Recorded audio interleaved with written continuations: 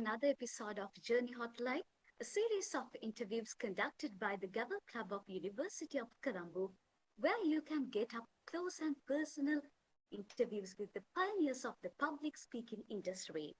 I am Purvi Veerakun, and let me assure you, today's session is going to be a very interesting one.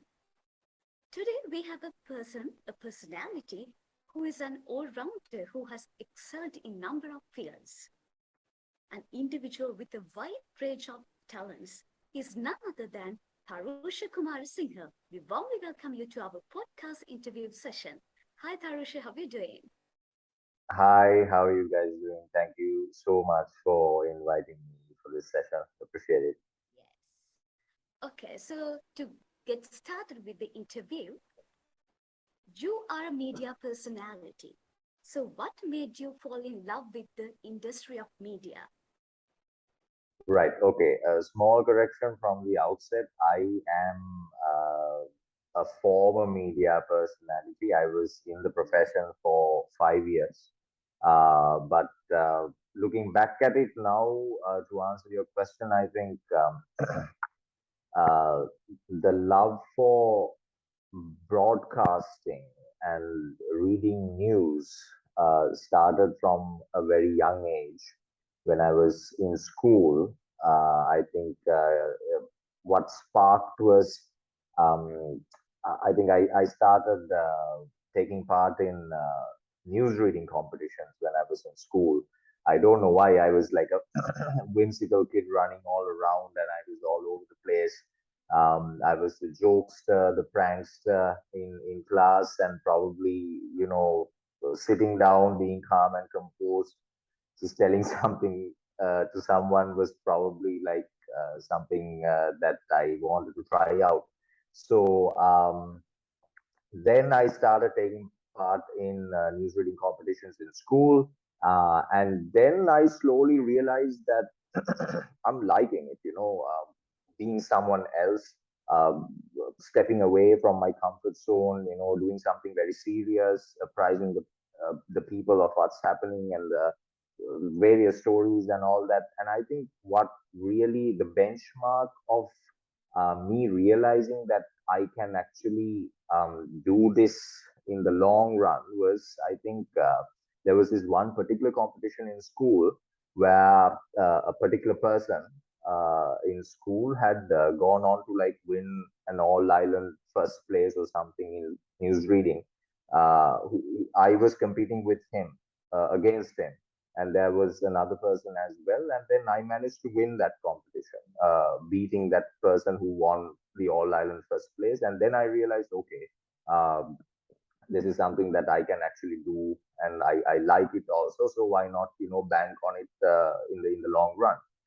And then I got the opportunity to join a renowned media outlet in the country right after school. And then I realized how broad this industry is. It's not only news anchoring or news reading, presenting. There's a huge other side to it. And then what uh, made me love it even more was how competent, how competitive. I beg your pardon. How competitive it was. There are so many people. The news outlet that I was working at, there are so many people from various backgrounds, various areas in the country, from the hillside, from the southern side, from the north. So there's like a lot of competition within the environment that you are in as well to be the best. So that sort of drove me, and then that is, I think, uh, the evolution of how I kind of like I fell in love with media. Nice. So, you were able to receive the opportunity of lifetime of covering the US presidential election in 2020. What sort of experience and exposure did you receive from it? Okay, so I did not go to the US to cover this. I was in Sri Lanka. So I think, right, this is what happened. I think we knew that it was happening, and then we were discussing how it could impact Sri Lanka as a nation. And then I was tasked with, coming up with a presentation in the middle of the news for half the news for 15 minutes out of the 30 minutes that we dedicate for the bulletin. 15 minutes, I was supposed to come up with a presentation and talk about what's happening in the US and then how it can impact Sri Lanka. Then I had to research. Now, in Sri Lanka, it's very simple. You go and vote for someone, and then the person with the majority of the votes would win. In US, it's slightly more or completely different to that concept. If you could remember in 2016 when Hillary Clinton went against Donald Trump, Hillary Clinton had more votes than Trump, but Trump still won. And that is because of this thing called electoral college. So there are so many other components. There are things called floating states. It's quite wide. And then, funnily enough, I had about 2.5, 3 hours to do my research and put on the coat and then go live. And then what I did was I read so many articles. I'm someone with limited time. I'm not very keen on watching videos because when you're reading articles, you can select what you're reading. And then I got to know about everything. And then what I did was in anything, when you're doing a presentation or when you're reading the news, when you're speaking in public, or if you're talking to a friend, if you're going to ask out a girl, anything, what you have to have is the beginning, the body, and the ending. That's it. Um, the rest you can figure it out. If you have the beginning, the body, and the ending, then it's completely fine. I mean, if you're probably asking out a girl, you have to have a backup plan, but that's something else. So what I had was that, and then it ended up well, and I was talking about the background of Joe Biden, who he was, and then Donald Trump. Can he really make a difference this time? And if Donald Trump wins, he'll be the first president who has been re-elected in the United States. So then again, it was something that I had the pleasure of doing for the first time. That was writing something on my own with my own narrative and then presenting it on live television. Uh, I had jabs taken at Trump, and I was taking Biden's side at one point, but at the end I was very neutral. So stuff like that, and it kind of made me aware of how big the world is and how powerful the United States is when it comes to politics, governance, social matters, and how much of a stake that US has when it comes to uh, when it comes to the authority. So that was actually a really good chance for me to delve deep into the world of politics. And then I really enjoyed presenting and covering. So the election went on for about 3, 4 days. And then I later on had a co-presenter who had developed his own theory of, Trump winning. I said Biden is going to win. So it was fun.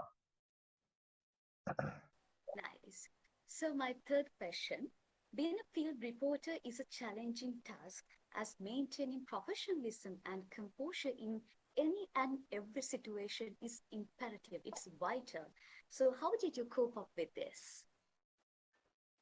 Um, okay, so field reporting is something completely different to putting on a jacket and sitting down, getting mic'd up, reading the news or presenting the news in an air-conditioned room. So field reporting, you have to quickly assess the situation. You have to be mindful of who is going to be there. So I'll give you a few examples. My funny story. The very first time that I went outside the newsroom for a report was just outside the newsroom. This was when Sri Lanka was actually enjoying festivals and festivities, unlike nowadays. This was, I think, Vesak about 5, 6 years ago. Um, Outside our office, we had a huge pandal, we had lots of dancehall and all that. And then this was on one of the fateful Sundays where weekends at our office, not a lot of people come to work. If you come to work on a weekend, you are really fun. Uh, so we had about 5 people there on a Sunday, and we probably had the reader, we probably had the producer who was rolling the bulletin, we had an editor, we had a script writer, and then there was me, and then I was like the new kid, and then I was supposed to go with the cameraman, and then during the bulletin, they would cut to me, and I had to speak about okay, what's happening, this is the dance style, and blah blah blah. When I went there, the cameraman wanted me to be in a certain position, and I was like set now. In another 2 to 3 minutes, I would go live. He would give me the signal, and then that particular position happened to be the part where they bring the food to the dancer.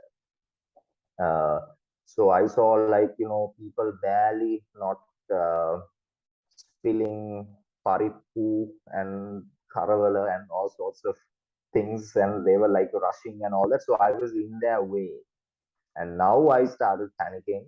I was like, this is my first time going on live television. If I muck it up, I'm done. And then I kind of was calm and very composed. If something happens, go along, go with it. You are an actor. Something happens, don't fret, continue and all that. And then I went live, and then during the whole process, I could smell the paripu, I could smell the karavala and all that, but I did not, panic. I went on with it. So I think when it comes to field reporting, that is a very minor example. I'll give you another one. Um, I think this was my last report that I did. Um, if you guys can remember, there was a terrible tragedy in Kenya where a boat capsized and 6 to 7 people died, and the majority that of those people were school kids. So then we got this news, and then immediately, so basically what happens is when it comes to field reporting, when you go outside to do a story, you don't have a month or at least a day to prepare for it. You know, whoever that is there, you have to go, you have to arrange everything, transport, camera, and all that. And on the way only, you have to plan what you have to do. So then we had about 7 hours to go there. So that's more than enough to plan what we are going to do. And then myself, the person from the Tamil channel, the person from the Sinhala channel, the cameraman, everyone, the crew, we planned that we are going to do it in a way that, we are going to highlight the negligence of the authorities, because a boat had capsized out of nowhere. And then we got the news when we were on the way that kids or anyone, as a matter of fact, who were on the boat, they were not wearing life jackets. And then we also heard that there has been an engine malfunction and things like that. So then our target was to highlight the incompetence of the authorities that has resulted in such a tragedy. But little did we realize when we went there, it's a very small village in Kenya, and children have died in such a small community, and the entire community is so angry, so sad, and everyone frowned at us, and everyone we felt so out of place. So against such a backdrop, we can't be such hard hitting media, something like that. So then we had to completely take like a complete 180, and then change our trajectory. And we decided, okay, we'll go to the people who had lost their relatives, who had lost their kids, and then we'll talk to them. We'll tell the story in that particular angle. And then at the end, we'll plug in, okay, whose fault is it? So something like that. So sometimes when it comes to field reporting, the two examples that I gave, how prepared you are is out of the question um, until you get there. Because when you get there, the situation might be completely different. Um, you might have to assess things very fast. You might have to completely change your thinking patterns, the way you think. the way you usually operate. Now, for an example, if you are covering a protest and there's police, there's water cannons, there's tear gas going off, there you might have to completely change your thinking patterns, the way you say things. You need to be very careful. You can't take anyone's side. You can't blame the police. You can't blame the protesters. So I think field reporting, more than anchoring news, is a great way for someone to start getting into the field of journalism or public speaking or anything, because you need to assess situations and assess yourself and change yourself so that you will be compatible in certain situations. Yes. So, apart from being a TV presenter and a news anchor, you have also worked as an executive producer. So, how do you use your creativity to bring out something unique for the audience and something unique for the country? Okay, so an executive, yeah. So my role when I was in media was primarily being a producer, because I think when we are recruited, uh, you are kind of given the taste of everything. If you are more into news anchoring, if you're more into script writing, if you're more into editing, if you're more into, I don't know, going outside and doing investigative journalism, you know, trying to unravel corruption and all that. Uh, so my kind of forte was, I think, producing, basically putting up a bulletin together. So a producer is someone who holds everything together. Whatever that you see on air is a lot of hard work put in off air. The 30 minutes of news that you see on the television, probably someone had woken up at 5 in the morning and had started working on it. Usually, for us, that used to happen at 7 in the morning. So someone, our entire team would wake up and compile stories, call people, get to know what's happening, and then develop the stories throughout the day. And the final output is that 30 minutes that you see on television. So that's a lot of hard work on a daily basis, 24/7, 365. So then the producer is the one that heads that entire operation, gives guidance, gives directions, and it is according to his plan that this bulletin or this story of 30 minutes is formulated.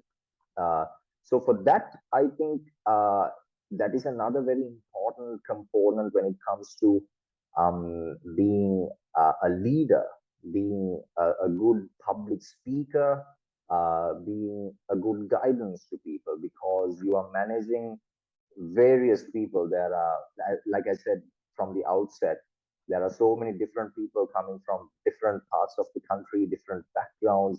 So you need to be able to read the people very well, and then don't not putting anyone down, no favorizations, stuff like that, and also. Guessing or detecting the weaknesses and strengths of certain people, of everyone. Um, there's no one who's best at everything that they do. You might be good at editing, you might be good at script writing, but you might not be as a good as good as other people when it comes to reading news. You might be a perfect news anchor, but your scripts might not be the best. So you have to understand and assess everyone and understand their weaknesses and strengths, and then focus on their strengths. And then at the same time, give them opportunity to improve their weaknesses and then convert them into strengths as well. So when it comes to that, I think being a producer has helped me um, uh, really well in terms of understanding people, giving uh, each and every one of them different responsibilities, seeing how they perform, and then at the end of the day, putting everything, all the efforts together and pulling off like a great bulletin on a daily basis, like I said, 24/7. So it's all also teamwork. You can't, have bad blood with anyone and then continue your work. You have to set your personal agendas, set them aside, and then focus on work and be a team player basically. Yes. So, as you said, a producer has a lot of work which requires a lot of preparation. So, let's take a break from our question session and we are going to start a game called the Icebreaker. So, in Okay. this, we will give you 5 seconds to answer for each question. So, are you ready for your first question? Yes, let's go. Yes. Okay. The first question: what's your worst habit? Biting nails. What was your favorite subject in school? Literature.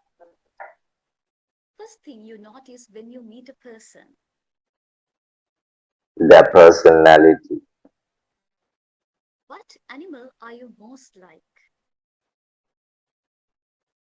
I'm like a cat.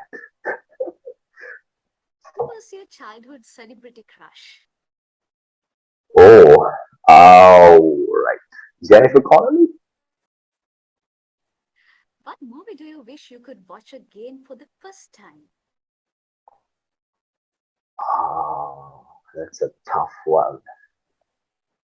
Uh, Time is up. sorry. First time. That's such a tough one. Please bear with me. Oh God. For the first time. Okay. Um, uh, Probably The Godfather. I know there's a lot, but yeah, I'll go with Godfather. So, what is the current trend that you don't understand? Current trend that I don't understand.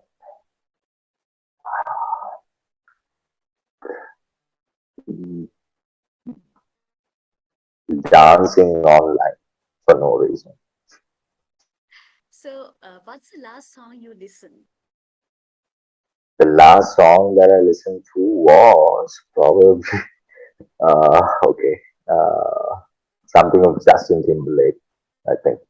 So, what is your hobby? Cooking. That was interesting. So, we are coming back to our questions. So, you have also been able to leave your mark in the entertainment industry by playing the role of Cyril in the popular stage drama Who's Very Love. Acting on stage can be very daunting and it requires confidence. How did you overcome the fear? Right.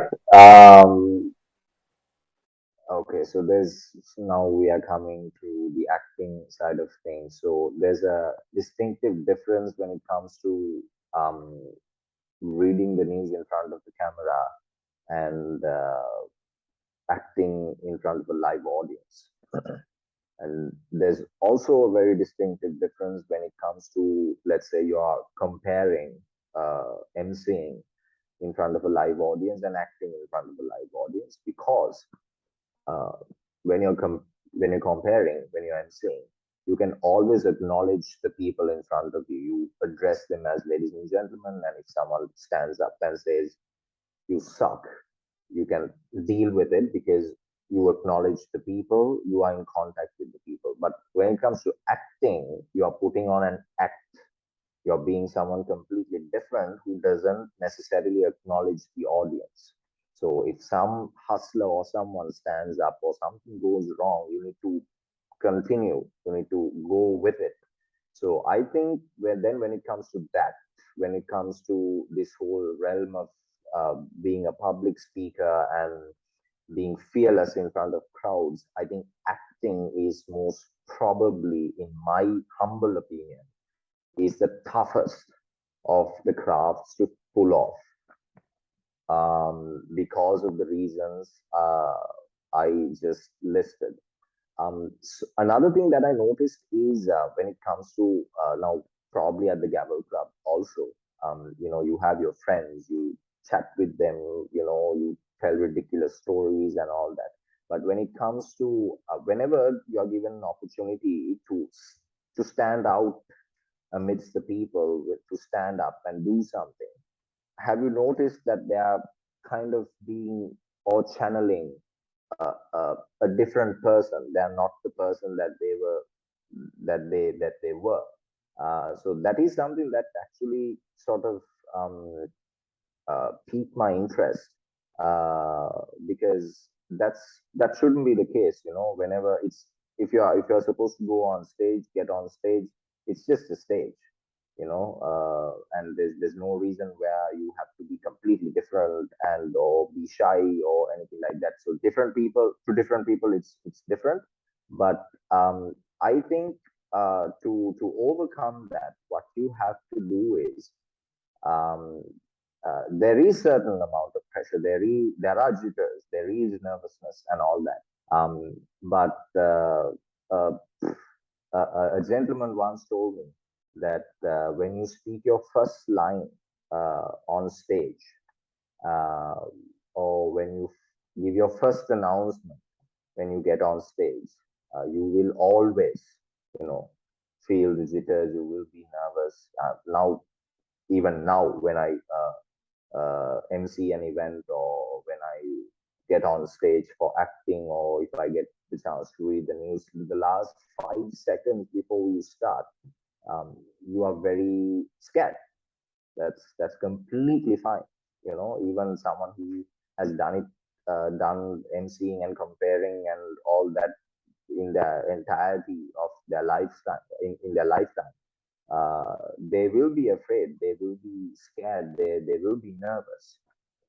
But you need to know how to get over it after that first sentence or the first line is done. I'll give you an example.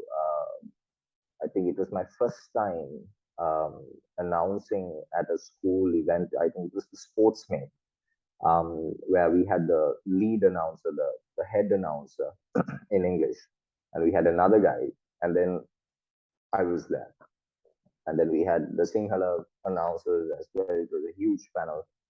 Um, to be frank, I was just enjoying what was happening at the sports meet. I didn't really bother to pick up the mic and say something. And then it went on, and then we were somewhere in the middle of the sports meet and the run time. And the head announcer was like, "Why don't you pick up the mic and say something?" I was like, "No, I'm good. I really don't want to. You guys are doing a great job. Just continue." And then he told me, um, "Listen, it's okay that you are scared. I know I know the feeling. I actually tried to get the mic and say something. Nothing was coming. Nothing was coming out of my mouth." And then he said, "After you're done with your first announcement, you will want to do everything by yourself. It's so thrilling. You will want to give every single announcement. You would probably want to take my job then." Okay. And then I was like, okay, I'll give it a try. And I think the first announcement that I made was probably to tell the people where the bathroom was or something like that. But after that, um, yeah, it was a huge, massive journey. I love the microphone. I love the mic. I love to announce things and all that. So that also applies. That same thing applies on stage as well. Like I said, that's probably the most difficult or the toughest craft to uh, break into public speaking and all that. Um, once you've delivered your first line on stage, the jitters are nowhere to be found. You are completely that other person that you are playing, and you are free flowing. Um, there are various ways to get over that fear sometimes. I mean, when you're alone, if you're alone on stage, you have to host a gathering or something, it's completely different. But when you have someone, have a chat. Always have a chat. And if you're too nervous, tell that guy to tell you a joke, make you crack up, and stuff like that. And if you're alone, sorry, if you're alone, um, I don't know whether how this will affect on other people, but for me, just believe in yourself. You are there. You are there doing the event. You are dressed up. You have the mic in your hand. So it's 99.9% done. It's just you have to do it. And that takes very little effort if you are confident in yourself. So be confident. Always think about what made you come there, what made you come all the way there, with all the troubles that you went through, with all the obstacles that you have to pass and the hurdles that you have to jump over. Think of all that and then think about the moment that you have to seize, you know. So stuff like that. So being on stage, being a host also had helped me to, kind of get over that fear. But one thing guaranteed, before, like 5 minutes before the event, everyone's nervous. There's no one there who is not nervous. It's the art that you have to kind of perfect to how to get over it after you are done with like the first line or something, the first bit. As another small example, I emceed an event very recently. After some time, I did an event. It was well about 1,500 people. I had to entertain. Um, I got on stage. It was a mixed crowd, so I said good evening, Shubha Sandhya, and Male Vanakkam. Uh, Male Vanakkam is good evening in Tamil. And then I forgot the name of the event. I said all that. I started with a bang. And then for a split second, I forgot the name of the event and I had to turn back and look at the screen to read the name of the event and Awards Gala 2022. But I recovered. Okay, so always that first bit is very tricky. After that, if if you can manage that first bit, after that it's just cruising, guaranteed. Yes. So, as you said, it's completely normal to feel the fear. It's okay. So, moving on, you've been hosting your very own program. I know when you host your own program, it's a lot of work and dedication. What is it like to have a complete control over a project and its content? Yeah, so I did a program right before I did the due to media. It was called The Artist. Um, it was a very interesting program, and the concept behind it in the fundamental stage, it was shared with another person as well. And later on, I sort of took over the entire project. It was an interview series like this, but in person, interviewing artists in Sri Lanka. So the thinking behind that program was our perception was that me and my producer back at that time, we thought that there's art in anything. There's art in the way that I speak right now. There's art in the way that you're hosting this program. There's art in the way someone captures something from his lens. There's art in the way that someone acts. There's art in the way that someone directs a film. There's art in the way in anything, in the way you're cooking. So, so the perception and our plan was to get it out and to explain it to the people. So what we did was we asked various people to come on our show, directors, actors, singers, photographers. The plan was to get tattoo artists, uh, various people, authors, and to have like a very heart to heart, very serious conversation about art, where I would ask them, what is your perception of art? Can art change society and stuff like that? So it was well received. It didn't have a massive audience online, but on television, very surprisingly, in modern day and age, there were a lot of people who actually, took their time off and sat in front of the TV to watch the program. So that's kind of rare when it comes to this, present day and age. Um, so it did well. To answer your question, you asked me how it feels to like be in control of something that I created. It's not something ad hoc. You can't do it overnight. You need to earn um, the respect of a lot of people. Something that I say constantly is that you can't demand respect of people, you need to earn respect. So then, after the conceptualization period was over of that program, we kind of came up with that, the color of art is black, and the entire program was done in a black setting. It was like sort of null and void, and everyone was wearing black, and the black was the theme and all that, and just black and white towards the end also. And then once you've done with the concept, when you know how to execute it, it's all about talking to the correct people to get it executed the way you want. Now, for an example, I was hosting the program, so I was not there behind the scenes to, to see how the execution is carried out. So my producer was there later on. There was another producer. So then I think you need to like earn that respect to so that your show is running, on a particular media platform.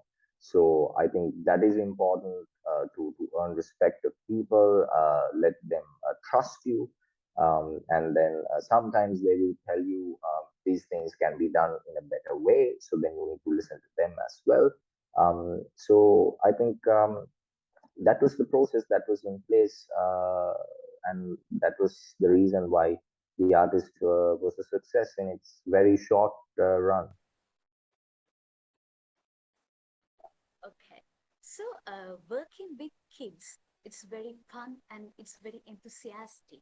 So, Tarusha, you have taken up the job of training young children at Gateway College in speech and drama. So, how do you think these workshops helps kids to improve their talents and their skills? Right. So I worked with uh, the students at Gateway College in 2018, 4 years ago. Um, I had the wonderful opportunity of having the chance to direct them for the inter-school Shakespeare drama competition in 2018, and it was a first for me also, directing a school, solely directing a school for what probably the longest running Shakespeare competition in the world. Um, it was challenging. It was challenging. One thing that is very interesting is that you have the tiniest kids like grade 6, 7, and the way they think when you tell them something, the way they receive it is completely different to the conversation that you're having with like someone in grade 13 or grade 12. So then I think there uh, a balance was required. So it took me some time to realize that and all that.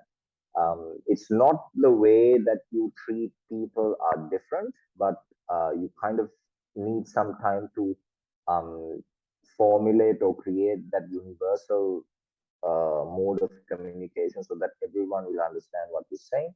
Um, and yeah, so uh, well, if I can talk about how I um, approach them when it comes to teaching them how to act and act on stage. I think a lot of people had this fear of getting on stage, like the previous point that I touched on was that they are completely fine when you're talking to them. They joke, they act well, their expressions are great, their physical movements are great, but once you put that same package on stage, it becomes completely different. So then I taught them, it's just a stage. You just have to do the same thing that you do there, probably intensify it a little bit. So then the first thing that I did was I broke that mold, and then they became so much better. And uh, that's how I kind of approached the kids. And then they actually went into the finals of the Shakespeare competition in 2018, and that was the first time that their school went into the finals, and it was a learning curve for me. Also, it was very interesting to work with kids, and then they were very appreciative towards my efforts as well. Yes, nice. So, looking back at your journey up to now, how has your perspective of the world helped you to achieve all your goals? Well, the journey has been quite eventful. Uh, um, you know, coming from not a very affluent background, and I'm not even from Colombo. I'm from outstation. I'm from the outskirts of Nigambo, and coming to Colombo and figuring everything on my own, and building a career, and then being quite stable in it. And now I'm pursuing another, a quite completely different career path, more into e-commerce and uh, online marketplace and stuff like that. But still very much involved in creating communication, generating content, sort of a thing. um, it feels good,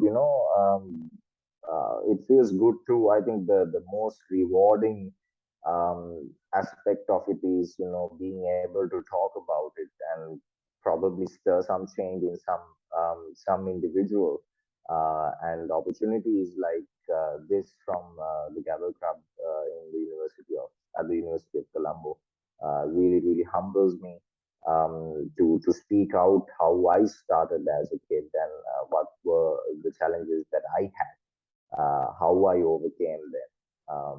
So things like that. And you need to fall to get up. Sometimes you need to fall multiple times.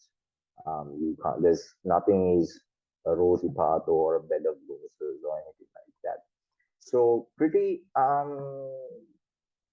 happy about how things transpired, but there's a long way to go when it comes to the career, and when it comes to my passion, that is acting.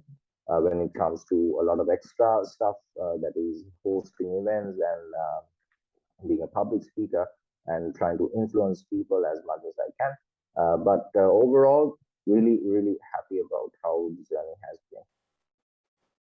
Glad to hear that. So, and that is the end of our question session. But don't worry, we have another game, our last game for today. So, this game is called This or That. And as the name implies, all you've got to do is choose between two options given to you. Here comes your first choice: countryside or city, Countryside. rock or rap, Pardon? rock or rap, Or bit of both. introvert or extrovert, Bit of both. talking pets or talking babies, Talking pets. passwords or secrets handshakes, I, I didn't get you. passwords or secret handshakes,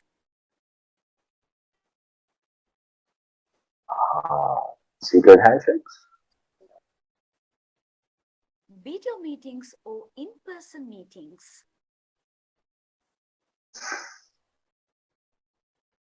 In person. pep talk or motivational quote. Pep talk.